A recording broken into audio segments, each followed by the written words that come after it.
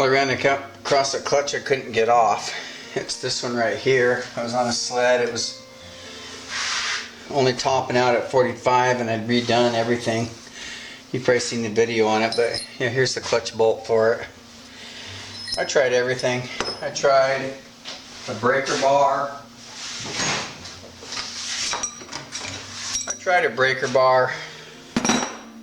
I tried my old impact with air, and my air compressor only goes to 120, so that failed.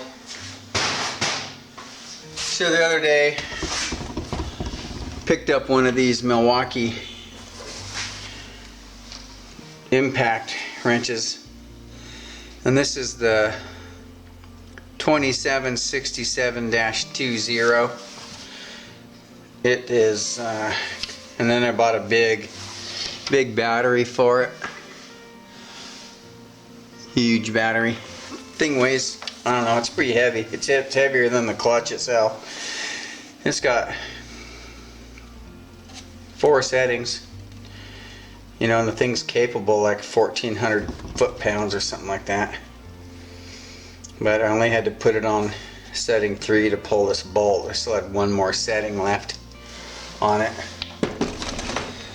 So anyway, I got it off. You guys are asking questions about what do I use to get this stuff off with. Here you go. That's the best thing I've used.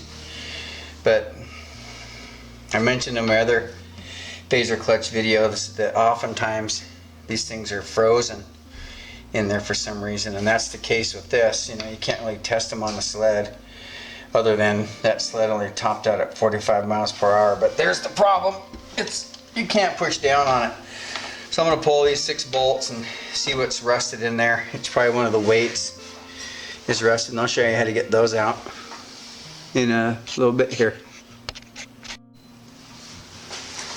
I'm going to pull this last bolt off while you guys watch, just so if anybody's scared of this spring pressure, you can see that it's not that big a deal.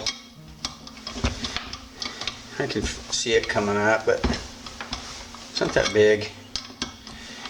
Huge wallet that you think it's going to be. Then we can see what's happening here. See? Big deal. Really shot out of there. Oh, here's a yellow orange. It's kind of a big spring for a sled with no pipe. Anyway, something's jammed up in here. All the weights are moving. My guess is it's just got some corrosion on the shaft, and I'll clean that up. And the rest of this looks pretty, all these sliders are obviously dirty. Anyway, I'm gonna do some cleanup. Yeah, it doesn't seem like the shaft's that sticky. All the rollers are good. All the weights are free. The one thing that's weird on this one is it's these sliders. I've never had one where I couldn't just pull them straight out. So I think that's where the, it's got a bunch of belt.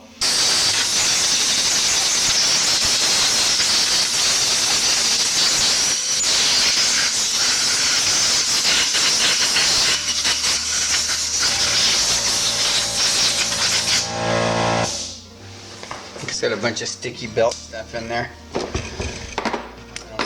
gonna try to force one of these out with pliers. See if it comes out. Yeah, it's actually damaged. I've never seen it's damaged. It looks melted on the bottom. Yeah, that's what happened here. We're getting a little corrosion and it's making these things stick like that. That's just weird. Anyway, I'll get those cleaned up or order new ones. Yeah, that one's the same.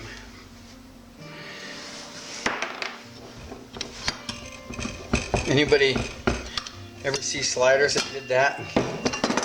Leave me a comment. That's the first time I've seen that. In fact, it's the first broken piece I've ever seen in a Phazer clutch.